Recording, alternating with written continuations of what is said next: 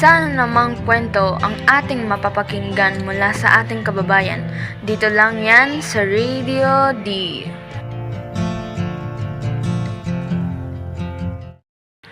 Ako si Ellie at ito ang aking kwento.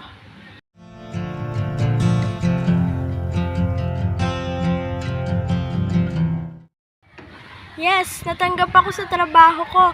Ma, pa, natanggap po ako. Talaga anak, congrats! Masayang-masaya ako para sa'yo. Sabi ko naman sa'yo, nak, matatanggap ka eh. Ellie, sigurado ka bang kaya mo? Hindi rin biro ang layo ng Amerika sa Pilipinas. Nay, kaya ko naman na po yun. Lagi po akong tatawag sa inyo ni tatay, pati sa mga kapatid ko. Huwag niyo po akong alalahanin. Anak, sigurado ka ha. Mag-iingat ka dun. Tay, pa-check up na po kaya kayo ni nanay. Parang lumalala na yung ubo nyo. Anak, ayos lang kami ng nanay mo. Simpleng ubo lang to.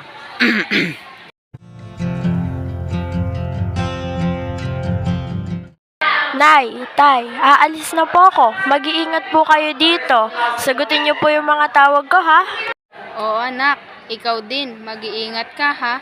Pagdating doon, tumawag ka at lalo na pag may problema. Ate, pag umuwi ka ha, huwag makalimutan pa sa lubong ko. Ate, ako din. Gusto ko ng chocolate.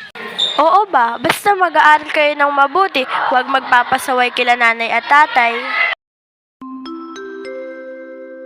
Good afternoon, passengers. This is the pre-boarding announcement. Oh anak, lumakad ka na. Mahuhuli ka sa flight mo.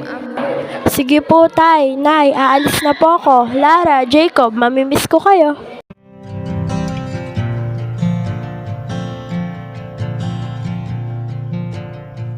Kalipas ang ilang linggo. Tay, ba't di niyo po sinabi kay Ate Ellie ang totoo bago siya umalis? Anak, pag-aalalahanin pa ba natin ang ate mo dun sa Amerika? Pero po, Nay! Tay! Si Ate Ellie tumatawag. O anak, kamusta ka na dyan? Ayos ka lang ba? Nay, tay, miss ko na po kayo dyan. Kamusta naman po? Anak, okay naman kami dito. Ate, pasulubong ko ha. ate ako din pasalubong. Nay, tay, nandito na po yung boss ko. Babay po muna. Miss ko na kayo dyan. Buti naman, ayos lang si Ellie sa Amerika.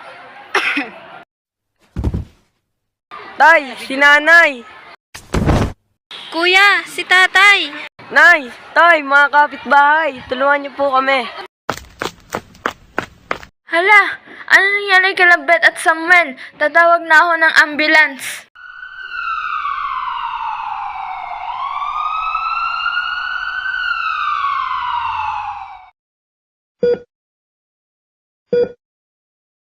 Clear ang sabi ng doktor. Ginawa nila ang lahat para mailigtas ang mga magulang ko, pero...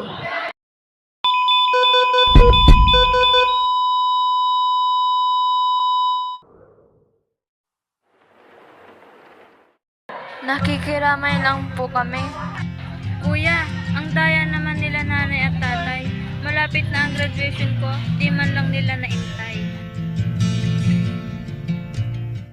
Umuwi ako ng bahay para sa presahe ng aking mga magulang, pero hindi ko inaasahan ang aking nadatnan. Ano nangyari? Sabihin mo sa akin. Nay! Tay! Humagulgol ako ng iyak habang niyayakap ang kabaong ng aking mga magulang. Sinabi sa akin ni Jacob lahat ng nangyari. Si nanay at si tatay ay nagkaroon ng malubhang sakit sa puso at sa baga na hindi na naagapan.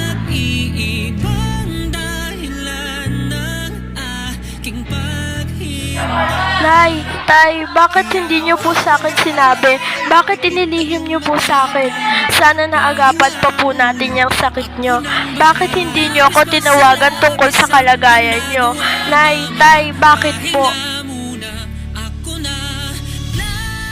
Naging mabuting mga magulang po kayo sa aming magkakapatid at asahan yung lalaki kaming daladala ang inyong mga payo at aalalahanin ang mga segundong kasama namin kayo.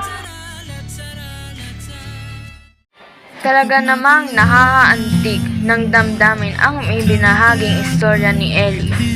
Magbabalik pa ang Radio D. ko man